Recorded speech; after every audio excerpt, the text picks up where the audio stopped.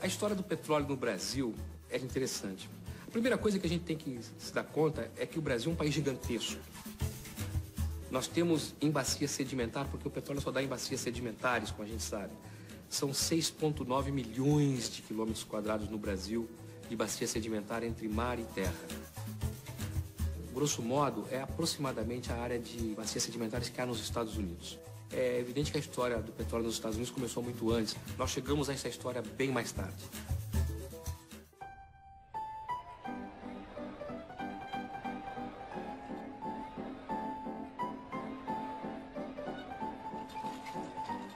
Uma série de pessoas mais ou menos visionárias ou progressistas utópicas, como iremos chamar, tentaram explorar petróleo no Brasil já desde o final do século XIX. Eugênio Ferreira de Camargo, por exemplo, em 1892, chegou a perfurar poços sem sucesso na região de Bofete, no estado de São Paulo. No início do século XX, procurar petróleo ainda era uma aventura. Em 1930, em Lobato, na Bahia, Manuel Inácio de Bastos e Oscar Cordeiro, alertados por uma briga entre fazendeiros por causa de uma certa sujeira escura na água, suspeitaram da existência de petróleo na região. Os dois pediram, então, auxílio ao recém-criado Departamento Nacional de Produção Mineral. E não obtiveram nenhuma resposta, a não ser uma carta do Ministério dizendo que eles não passavam de impertinentes, chamando de impertinentes aqueles que queriam explorar petróleo. A ideia de que o Brasil era um país essencialmente agrário começa a cair por terra na década de 30. É o fim do Estado oligárquico e o início de um novo sentimento nacionalista.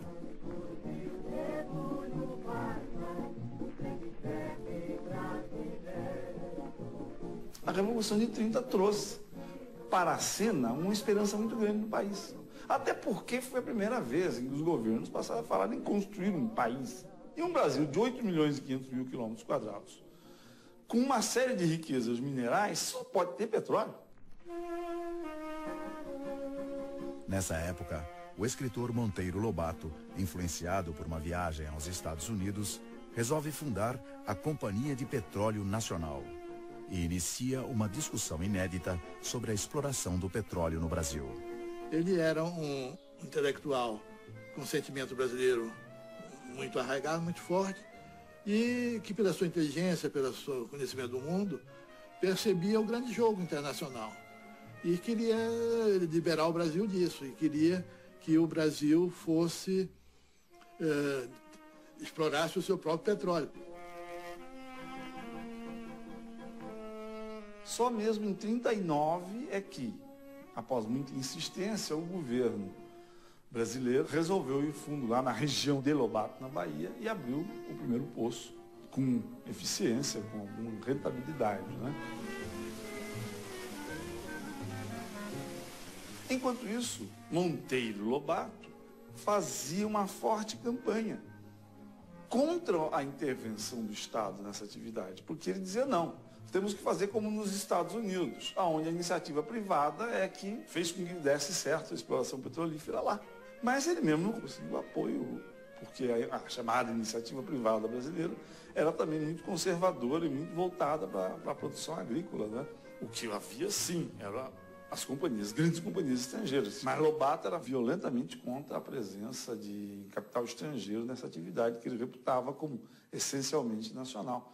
Chegou até a ser perseguido pela polícia política da ditadura do Estado Novo, justamente porque ele denunciava que o Estado Novo tinha chamado técnicos norte-americanos para ver se tinha petróleo. A Constituição promulgada no Estado Novo garantia a riqueza do subsolo nacional em mãos brasileiras. E a criação do Conselho Nacional do Petróleo, presidido pelo general Horta Barbosa logo após a descoberta do poço em Lobato, reafirma o otimismo em relação à existência de jazidas no país. Mas com a renúncia de Getúlio Vargas em 45, assume a presidência o general Eurico Gaspar Dutra, que encampa o polêmico Estatuto do Petróleo, gerando grande discussão nacional. No início de 48, fevereiro, o general Dutra, presidente da República, enviou ao Congresso o anteprojeto do Estatuto do Petróleo, que era altamente lesivo aos interesses nacionais, abrindo concessões, abrindo as portas do Brasil à penetração estrangeira no domínio do nosso petróleo. A reação dos meios militares, acadêmicos e políticos foi imediata, alcançando grande apoio popular naquela que ficou conhecida como a campanha do Petróleo é Nosso. É impressionante como parecia fermento, como a campanha cresceu e se desenvolveu, atingindo o povo de norte a sul.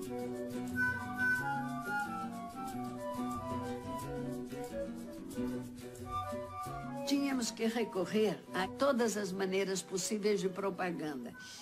Impressos, volantes, conferências, atos públicos, comícios, muitos comícios. Se distribuíam giz para garotos de escola para que saíssem nas ruas escrevendo em muros ou na sala de aula mesmo, no quadro, uma frase: o petróleo é nosso. Vejam, olha, eu não exagerei. Eu quero que vejam aqui, por exemplo, esta foto. É de outubro de 1948, a primeira Convenção Nacional de Defesa do Petróleo. Outra, instalação do Congresso Nacional de Defesa do Petróleo. Vejam, por exemplo, material de propaganda da época. Olha que maravilha.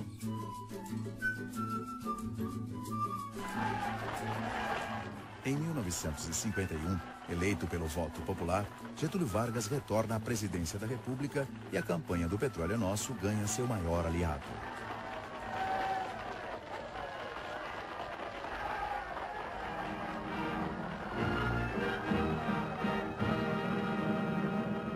O presidente Getúlio Vargas assina importante mensagem ao Congresso Nacional relativa à industrialização do petróleo brasileiro com capitais do país. Este ato marca o início de uma nova fase da emancipação da economia do Brasil. Eu afirmo que foram duas as vitórias da campanha do petróleo. Uma, a criação do monopólio estatal do petróleo e da sua executora, a Petrobras. Isso em outubro de 1953. E outra, que eu acho importantíssima, que foi a criação de uma mentalidade nacionalista no país, que até hoje funciona, está atuante na defesa da nossa economia e da soberania nacionais. Mas, por outro lado, teve um lado extremamente negativo, que foi estatizar, digamos, o risco da busca. E eu dou um dado que é extraordinariamente surpreendente. Enquanto nos Estados Unidos, você, ao longo desses 150 anos de história do petróleo, você perfurou 4,5 milhões de poços de petróleo, o Brasil, até hoje, em toda a sua história petrolífera, da primeira sonda até hoje, perfurou cerca de 22 mil poços. 22 mil para 4,5 milhões. Esse número diz algo sobre o nosso modelo.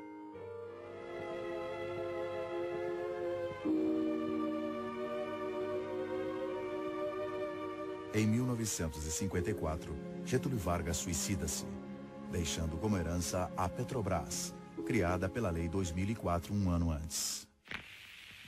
Povo sem o seu petróleo é povo sem liberdade.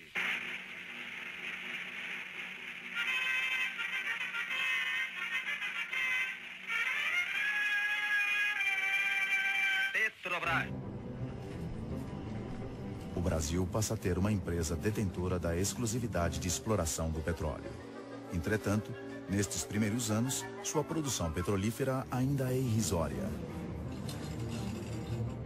Nós éramos um país que importávamos todos os produtos de petróleo, chamados derivados de petróleo, né? Então nós importávamos derivados prontos, né? A Petrobras é criada, nós tínhamos no país a primeira refinaria, que era a refinaria Landulfo Alves, em Mataripe, no estado da Bahia. E a Petrobras começa a tentar substituir essa importação de derivados, né? No mínimo se tornando então uma refinadora de petróleo. Logo quando a Petrobras foi criada, não tinha quadros, não tinha técnicos. Teve que contratar onde encontrou disponível técnicos que se dispusessem a vir trabalhar no Brasil com o salário que a Petrobras podia oferecer. Entre esses que a Petrobras contratou, veio esse senhor Link, que veio para fazer uma avaliação das possibilidades petrolíferas do Brasil. O Link, ele investiu muito na bacia do Amazonas e lá foram furados mais de 100 poços com resultados negativos. Para terminar o contrato de trabalho dele aqui, ele escreveu um relatório, né, dizendo que na parte terrestre o Brasil não poderia confiar nas nossas bacias para atingir grandes níveis de produção de petróleo, que a saída brasileira estava no mar. Como nós só tínhamos experiência na parte terrestre, soou como uma sentença para o Brasil em termos de petróleo. Na segunda metade da década de 50, um certo otimismo volta à cena no Brasil. São os primeiros anos do governo de Juscelino Kubitschek. Quem trouxe esse clima de entusiasmo e de otimismo foi o Juscelino mesmo, porque o Brasil não estava vivendo em clima de entusiasmo. Em agosto de 54, Getúlio tinha se matado, uma tragédia nacional, não havia um clima assim. Agora, o Juscelino trouxe isso, mas ele era uma pessoa otimista, uma pessoa criativa.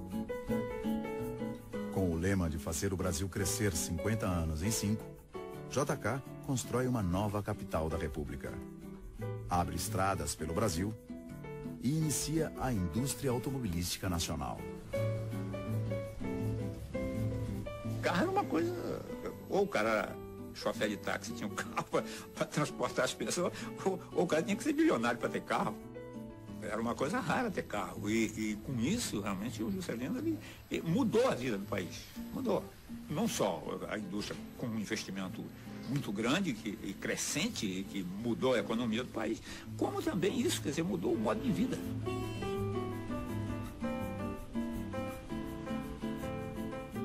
Automóvel queima petróleo. Começamos a fabricar gasolina. A Petrobras começa a se desenvolver e começa a ter que atender a indústria automobilística, caminhões, automóveis.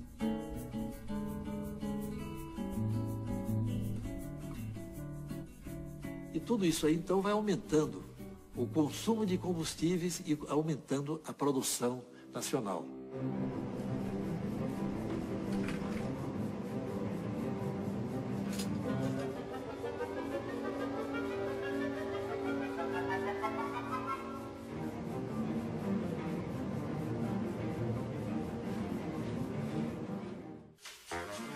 Os resultados obtidos na exploração das bacias de Alagoas e Sergipe abriram boas perspectivas de produção fora do recôncavo baiano, mas se revelaram insuficientes para acompanhar o aumento da demanda no país.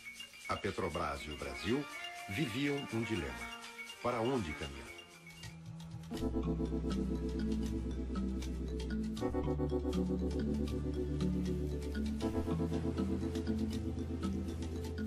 O primeiro poço de petróleo no mar no Brasil foi o poço descobridor do Campo de Guaricema, em 68. E o geólogo que deu aquela locação foi o Guilherme Estrela. Quando há uma descoberta, isso enche as pessoas de entusiasmo. Não é diferente de um outro trabalho que você tem os resultados já previsíveis. O geólogo não, ele trata com o imprevisível, né?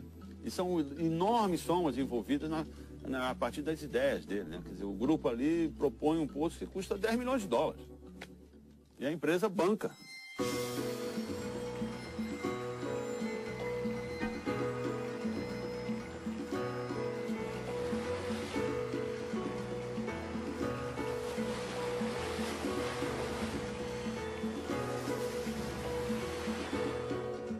década de 70, a opção pelo mar começa a ganhar força.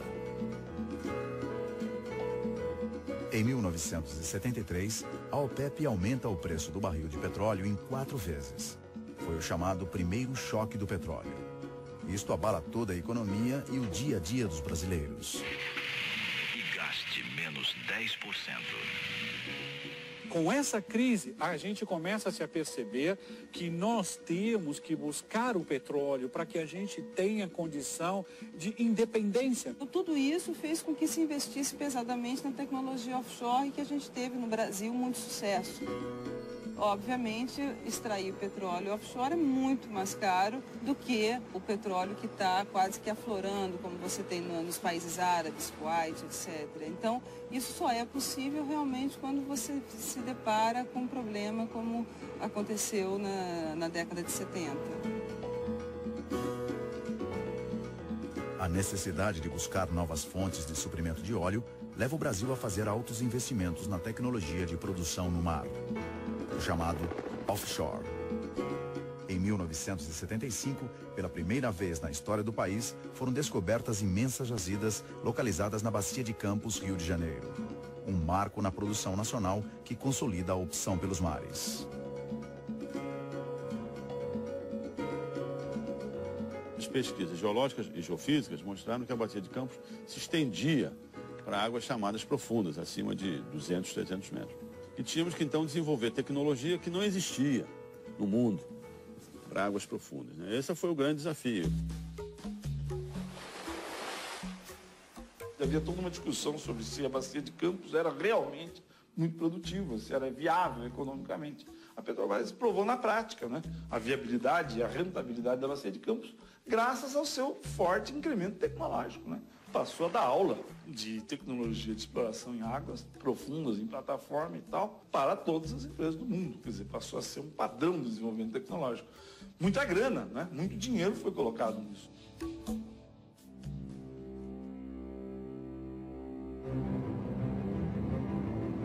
Na década de 70, o nosso país crescia a taxas bastante altas, né, comparáveis à taxa do Japão. Nós vivíamos, logicamente, sob um momento de falta de liberdades totais, mas nós tínhamos uma época desenvolvimentista. Havia um cunho nacionalista no plano que os governos militares tinham para o Brasil. Era um plano nacional desenvolvimentista, com grande presença do Estado na economia brasileira. Isso deu à Petrobras um grande prestígio junto ao governo. Naquela época, trabalhar para a Petrobras era algo que honrava qualquer jovem. Isso nos atraía. Em 75, o Brasil ainda importava 60% do petróleo que consumia. A fim de reverter essa situação, o então presidente Ernesto Geisel cria os contratos de risco, que propiciavam às empresas privadas acesso às nossas bacias para a produção de petróleo. Para viabilizar contratos de risco, isso necessariamente você tem que primeiro combater a opinião nacionalista dentro do Exército. E esses nacionalistas achavam que abrir o monopólio da Petrobras era um absurdo.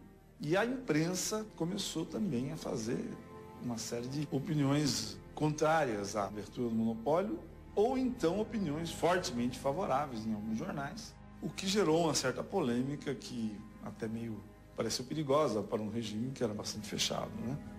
Em que não se discutia quase nada. A experiência dos contratos de risco se encerra sem grandes descobertas em 1984. Nessa época, o Brasil produzia 60% do petróleo que consumia. Desde o fim da década de 70, o país buscava alternativas energéticas ao petróleo, substituindo boa parte da frota automotiva por veículos movidos a álcool. Nos anos 90, um surto neoliberal toma conta da política nacional. Várias estatais são privatizadas. Cria-se o cenário propício para o fim do monopólio do petróleo. A emenda constitucional número 9 de 1995 extinguiu o monopólio que a Petrobras tinha sobre certas atividades do setor de petróleo, mantém o monopólio para a União, mas permite que sejam dadas concessões a qualquer empresa que funcione legalmente no país para explorar as atividades que anteriormente eram de exclusiva competência da Petrobras. Em 1997, é criada a ANP, Agência Nacional do Petróleo, a fim de regular e fiscalizar esse novo mercado. Nesse novo contexto de livre concorrência, mais de 40 empresas nacionais e estrangeiras já puderam desenvolver a exploração petrolífera no Brasil. Até hoje, os investimentos destas empresas privadas ainda não resultaram em descobertas e reservas de importância, ficando a Petrobras quase sozinha no desempenho desse papel até agora. Então a ANP, como agente regulador, ela tem que estimular novas descobertas, porque a gente não pode ficar repousando em berço esplêndido, porque essas descobertas vão sendo consumidas, né? Petróleo vai sendo demandado.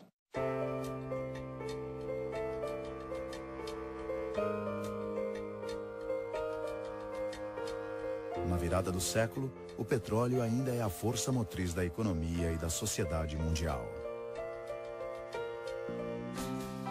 No início do século XXI, o Brasil já produz 90% do petróleo que consome. Nos estados do Rio de Janeiro, Bahia, Rio Grande do Norte e Espírito Santo, a produção petrolífera brasileira já está historicamente consolidada. A perspectiva é de que novas reservas sejam descobertas em São Paulo, Alagoas, Sergipe e na região amazônica, abrindo um novo horizonte para a indústria de petróleo no país. O sonho brasileiro da autossuficiência petrolífera parece estar cada vez mais próximo. Permanece o desafio de aumentar as reservas brasileiras de petróleo e gás. O Brasil tem um potencial realmente extraordinário. Nós estamos nos transformando numa grande província petrolífera. Mas é fato que procurar petróleo no mar é caro, é difícil. A tendência nossa é voltar para a terra, é buscar petróleo em terra, porque nós temos bacias sedimentares gigantescas no Brasil e só a volta para a terra vai permitir que pequenos empresários, pequenas empresas possam estar nesse jogo.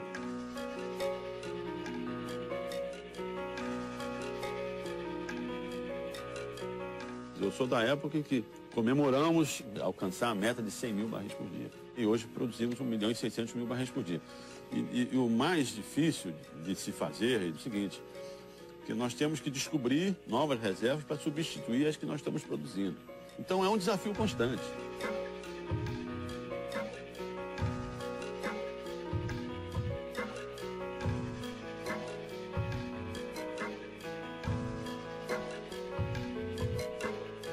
Se você pensar que nós temos brasileiros lá na Amazônia, que nós temos brasileiros 200 quilômetros costa fora, em cima de uma plataforma, que por maior que seja, é minúscula, frente a toda aquela imensidão que cerca, ou nós tenhamos brasileiros dentro de refinaria, onde processos extremamente críticos e arriscados ocorrem, ou brasileiros aqui dentro do SEMPS, apesar do melhor, de ser muito mais agradável, mas onde o desafio está presente, tudo isso é fascinante.